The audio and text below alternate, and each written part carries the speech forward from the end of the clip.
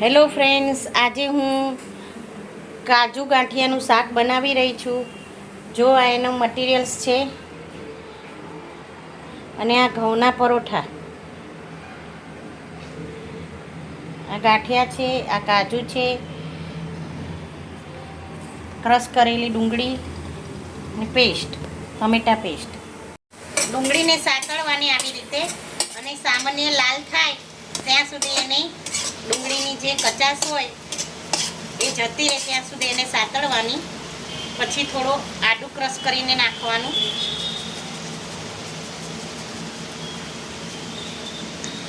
આવી રીતે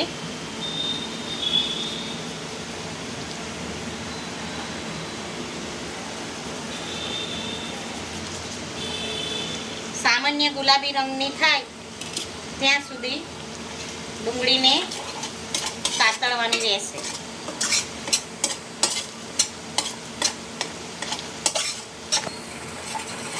જો હવે થોડી થોડી ગુલાબી રંગની થઈ ગઈ છે. હવે થોડા મરચાં ક્રશ કરેલા નાખીશું.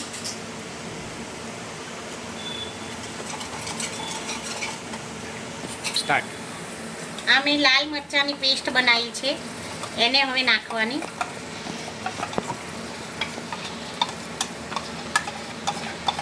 લસણવાળી લાલ મરચાંની આ પેસ્ટ છે, લસણ મરચું નાખીને બનાવેલી છે.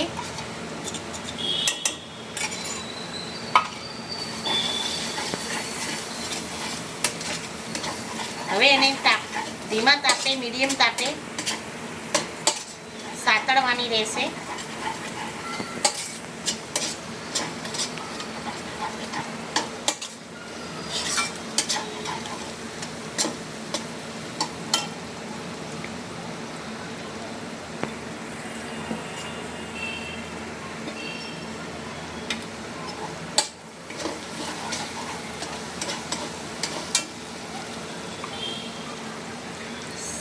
સહેજ ચમચી જેટલું પાણી નાખવાનું.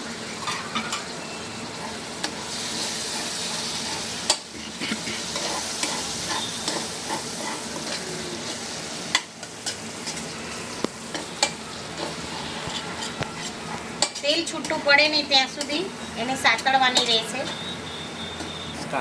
જો હવે કેવું સરસ તેલ છૂટું પડી ગયું છે. હવે આપણે ક્રશ કરેલા ટમેટા નાખીશું, અથવા તો ટમેટાની પ્યુરી પણ તમે નાખી શકો છો. ટમેટાને પ્યુરી બનાવીને પણ નાખી શકો છો. અને આવી રીતે એકદમ ઝીણા ક્રશ કરેલા ટમેટા નાખવાના.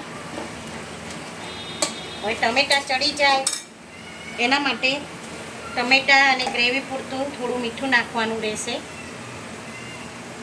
અડધી ચમચી જેવું મીઠું નાખવાનું.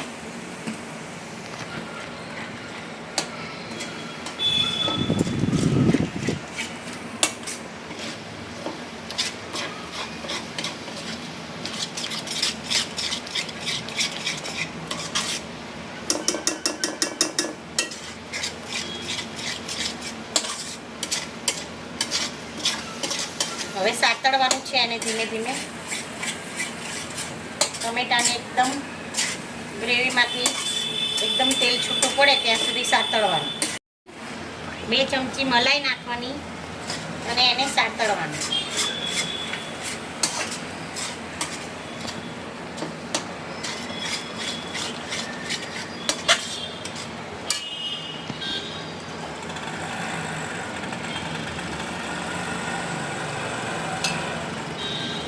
મલાઈને સાતળવાની. હવે આ ગરમ પાણી છે એ નાખવાનું. ગરમ પાણી નાખવાથી આપણી ગ્રેવી પાતળી થાય છે અને તેલ મસાલો જે અંદર નાખ્યો છે તે બળતો નથી. અને હવે ગ્રેવીને થોડી ઉકળવા દેવાની.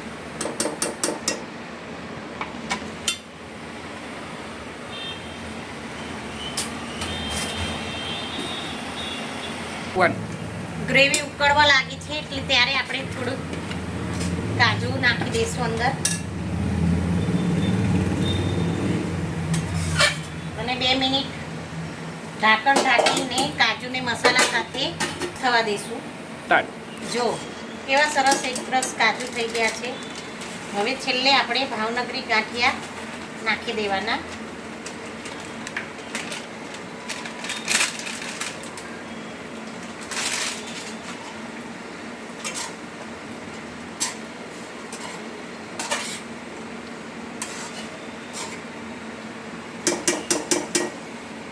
બે મિનિટ. જો સરસ મજાનું આપણું કાજુ ગાંઠિયાનું શાક રેડી છે. ગેસ ઓફ કરી દઈશું.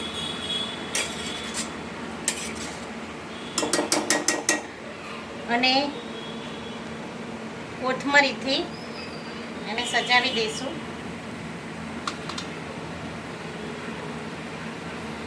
હેલો ફ્રેન્ડ્સ, આપણું કાઠિયાવાડી ગામડિયા સ્ટાઇલ કાજુ ગાંઠિયાનું શાક રેડી છે. ફોર્મ રીટા ભીમાણી. ચલો બધાને જમવા માટે ખૂબ ખૂબ ભાવભર્યું નિમંત્રણ છે. કાજુ ગાંઠિયાનું શાક સાથે ગરમા ગરમ પરોઠા પીરસીશું.